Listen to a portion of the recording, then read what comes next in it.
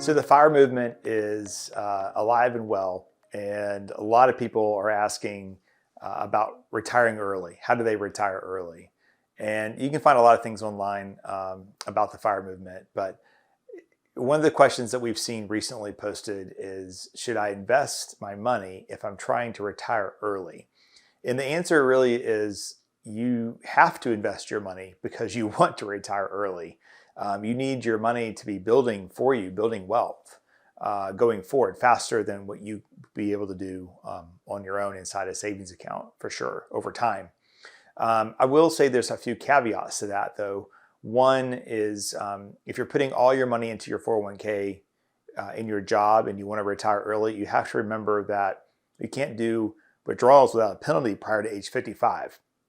So one technique is, if you want to retire before 55, is the money that goes in the 401k, you know that you could use that after, but you also need to be putting money into a brokerage account to be able to use that prior to the age of 55.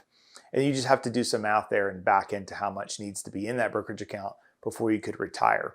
If you retire between 55 and 59 and a half, then leave your money inside the 401k plan. Don't do a rollover. Most 401k plans offer a provision that allow you to withdraw money for early retirement if you retire from that company at age 55.